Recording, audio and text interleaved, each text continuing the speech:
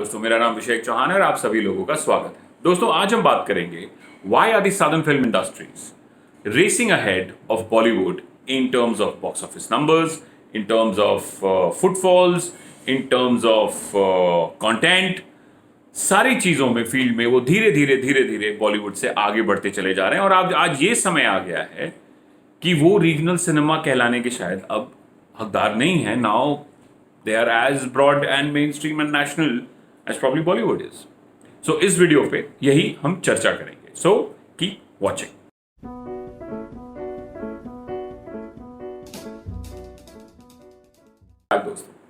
दोस्तों, कभी आपने ये सोचा है कि हिंदी फिल्मों में, हिंदी भाषा, हिंदी फिल्म में जो बिगेस्ट हिट है वो बाहुबली 2 है, 511 crore.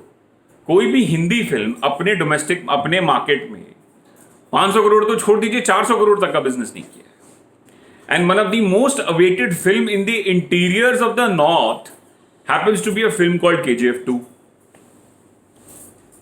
Prabhas happens to be one of the biggest stars in Bollywood, commanding one of the highest prices Bollywood में। ये कैसे हुआ है? ये हाउ हैज दिस हैपेंड? एटली शाहरुख के साथ काम कर रहे हैं, शंकर फिल्में बात कर रहे हैं यहाँ पे। The south, all of a sudden the talent from south is being welcomed and they are being brought here, और directors are being welcomed, scripts are coming, remakes कर रहे हैं। बॉलीवुड की बड़ी बड़ी हिट फिल्में हैं, वो सारी रीमेक्स हैं। How is this happened? How has this happened over the last 5, 6, 7, 10 years ago? I mean, 10 साल पहले से तो ये हालत नहीं थी। 10 साल पहले तो Bollywood used to look down upon south content and regional cinema. ये तो भाई रीजनल सिनेमा है। आज वो बराबरी या फिर शायद ऊपर चले गए हैं हमसे। इतने जल्दी ये कैसे हुआ है? आप कोई भी टेलीविजन चैनल, फिल्म चैनल खोल के देख लीजिए, 90% content happens to be southern dubbed films, जो कि हमारी नॉर्थ की ऑडियंस दबा के देख रही है घरों पे। वो हर एक एक्टर को जानते हैं, वो विजय को जानते हैं, वो अजीत को जानते हैं, वो पवन कल्याण को जानते हैं, वो जूनियर NTR को जानते हैं, वो धनुष को जानते हैं। They know everyone and they have seen all their films and they immensely love them. How has this happened? How has this happened and how did Bollywood let this happen? That is the bigger question. कि आपके backyard में, आपके सोते हुए south की फिल्में और south की फिल्म इंडस्ट्री का इतना डिमांड हो गया कि आपकी फिल्मों की पूछ कम हो गई। How has this happened? Well, this happened over a period of time and मैं आज आपको बताऊंगा कि इसके पीछे रीजंस क्या हैं। प्राइमरी रीजंस ये है कि हॉलीवुड स्टूडियोज ने बॉलीवुड पे अपनी पूरी ग्रिप बना ली। डिज्नी हो, फॉक्स हो, सोनी हो, कोई भी हो, they became the primary financiers of film. They became the main distributors of films. तो उनको वो सारी फिल्में डिस्ट्रीब्यूट करने लगे और वो सारी फिल्में फाइनेंस करने लगे। तो वो सबसे ज्यादा कंफर्टेबल थे मल्टीप्लेक्सेस के साथ में, क्योंकि भाषा एक थी, कॉर्पोरेट थे, उनकी भाषा इनको समझ में आती है, उनको भाषा इनको समझ में आती है।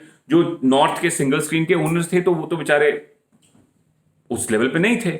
सो एक बड़ा अच्छा सा एक कोजी अरेंजमेंट सा बन गया और ग्रेजुअली ये समझा दिया गया ऑडियंसेस को, लोगों को, ट्रेड को, कि भैया मास की पिक्चरें तो नॉर्थ में चलती ही नहीं है, मास का ऑडियंस तो है ही नहीं, सब साउथ चला गया, मास तो यहां चलता ही नहीं है। गदर जैसी फिल्में तो भाई रिग्रेसिव होती हैं, वो तो कोई देखता ही नहीं है, वो तो कोई देखता ही नहीं है, वो तो कोई मतलब बनाता ही नहीं है, वो तो बनाना ही नहीं चाहिए। बस क्लासी फिल्में बनाइए, एलीट फिल्में बनाइए, एलीट ऑडियंसेस के लिए बनाइए, and that suited the multiplexes. इसका फल क्या हुआ? छोटे शहर के सिनेमा बंद होने लगे। जैसे जैसे सिनेमा बंद होने लगे, मल्टीप्लेक्सेस की वैल्यू और बढ़ने लगी। बॉलीवुड के बाकी लोग जो मल्टीप्लेक्सेस के साथ शायद नहीं थे, उनको भी मल्टीप्लेक्सेस के आगे झुकना पड़ा। उनके हिसाब से फिल्में बनाने लगे वो, कि भैया बड़े शहरों में बड़े 10 शहरों के लिए पिक्चर बनाएंगे, और आज बॉलीवुड वही करता है, 10 बड़े शहरों के लिए फिल्में बनाते हैं। 90% of their content is made for 10 cities of this country, alienating the mass audience at large. What has that happened to?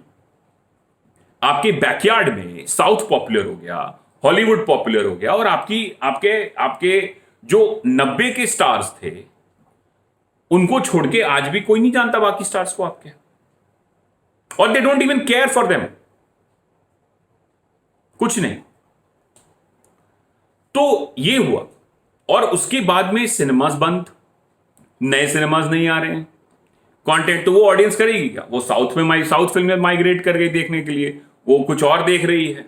आप मासी कंटेंट कमर्शियल सिनेमा में बनाना छोड़ देंगे, जब आपकी फिल्में यूनिवर्सल होना छोड़ देगी, तो आज आप एक बहुत बड़े वर्ग से आप कट जाएंगे और आप रियलिटी से दूर चले जाएंगे, और आपकी फिल्में जो हैं वो एक बहुत ही छोटे वर्ग को पसंद आएगी, वही पेट्रोनाइज करेगी, और वही बॉलीवुड में हो रहा है। आज सारे जितने एक्टर्स हैं उनको एलिटिस्ट सिनेमा बनाना पड़ता है, मास का पिक्चर नहीं बनाते वो लोग। लेकिन फिर एक टाइगर श्रॉफ आता है, उसकी एक बागी आती है, वो धमाल मचाती है, किसी को समझ में नहीं आता है। साजिद नाडियाडवाला को पता होता है कि इस टाइप की पिक्चरें आज भी चलती हैं, सलमान को पता है इस टाइप की पिक्चरें आज भी चलती हैं, रोहित को पता है, रोहित शेट्टी को पता है कि पिक्चरें आज भी चलती हैं, तो वो लोग बनाते हैं मास की फिल्में और वो चलती हैं फिल्में। But the majority of Bollywood bought the story that elitist cinema is the way forward.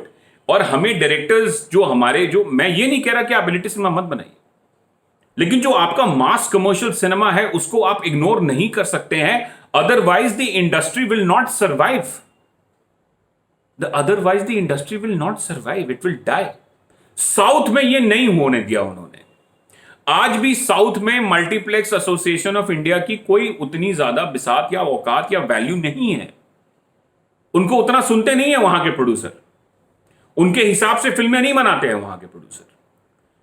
इसीलिए वहां पे आपको एक विजय है, एक अजीत है, एक धनुष है, एक रजनीकांत है, आपको एक महेश बाबू है, एक पवन कल्याण है, एंड आपके पास उनके पास इतने सारे स्टार्स हैं जो जब भी पिक्चरें लेके आते हैं धमाल की ओपनिंग लगती है वहां पे,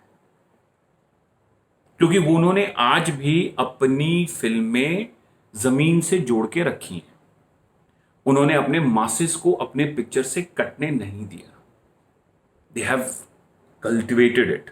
वहां पे शहरें आपको नहीं मिलेंगी ऐसी जहां पे सिनेमा हॉल है ही नहीं, वहां पे सिंगल स्क्रीन बंद नहीं होते हैं, बहुत कम बंद होते हैं, and for reasons which are more different than what they are here. They are doing tremendous business today. आज साउथ की मेरे जो दोस्त हैं, मैं उनसे बात करता हूं, लगता है कि वो दूसरे प्लैनेट में रहते हैं, वो इस तरीके की भाषा बोलते हैं, इस तरीके की बिजनेस बोलते हैं, इस तरीके के नंबर्स बोलते हैं, and we look and sound like their poor cousins, and Bollywood keeps churning OTT type of content after content after content. और आज हालत यह है कि आपकी बड़ी बड़ी फिल्में आप नहीं बना रहे हैं, तो यह हालत हो गई है कि the south has started dominating.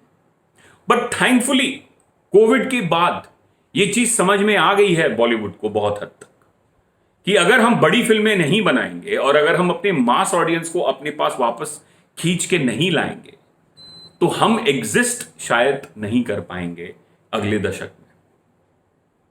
South और हॉलीवुड हम पे डोमिनेट करेगा।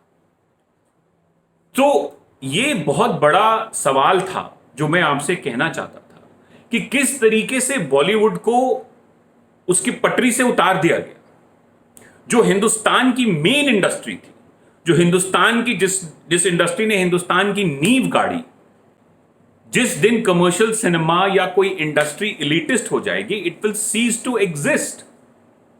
और आपके पास ऐसे काउंटलेस एग्जांपल्स हैं। जिस देश की फ्लरिशिंग इंडस्ट्रीज खत्म हो गई है, उनको बर्बाद कर दिया गया है, बिकॉज आप अगर मार्केट को केटर नहीं करेंगे तो कोई और आके केटर करेगा, साउथ करेगा, हॉलीवुड करेगा, 5 साल में लोग आपको भूल जाएंगे।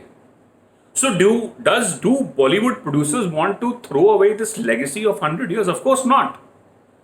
Thankfully बातें समझ में आ गई हैं, मासी पिक्चरें बन रही हैं, बड़ी बड़ी पिक्चरें बन रही हैं, और आने वाले समय में साउथ के इन्फ्लुएंस से, हॉलीवुड के इन्फ्लुएंस से, दोनों के इन्फ्लुएंस से शायद बड़ी बड़ी अच्छी पिक्चरें आए, and a golden time of Bollywood returns, और हमारे छोटे छोटे शहरों में सिनेमाज फिर से खुलने लगे, चाहे सिंगल स्क्रीन हो या मल्टीप्लेक्सेस हो या जो हो। लेकिन आप अपने आप को अपनी ऑडियंस से मत काटिए, उनको जोड़ के रखिए। वो आम आदमी जो एक छोटे शहर में बैठा हुआ है, मुजफ्फरनगर में बैठा हुआ है, एटा में बैठा हुआ है, बरेली में बैठा हुआ है, सतना में बैठा हुआ है, इस्लामपुर में बैठा हुआ है, उस आदमी के लिए फिल्म बनाइए, उस आदमी के लिए भी फिल्म बनाइए। और वही आपको बचाएगा, वही आपको बचा के रखा है। वही साउथ ने किया है कि वो लीस्ट कॉमन डिनोमिनेटर के लिए फिल्म बनाते हैं, इसीलिए आज वो इतनी बुलंदियों को छू रहे हैं और हम डाइग्रेस हो रहे हैं। आज के लिए इतना ही। I hope you like this video. आगे भी ऐसे ही वीडियो बनाता रहूँगा आपके लिए, और मेरे चैनल को ज़रूर लाइक कीजिए, सब्सक्राइब कीजिए। बहुत सारा प्यार मिल रहा है आप लोगों का, बहुत अच्छा लगता है, बहुत तारीफ़ करते हैं कुछ लोग, और मैं कोशिश करता हूँ सारे लोगों का जवाब देने का। अगर नहीं दे पाया तो क्षमा, और ज़रूर लाइक ज़रूर कीजिए, सब्सक्राइब ज़रूर कीजिए, सपोर्ट ज़रूर कीजिए। Thank you.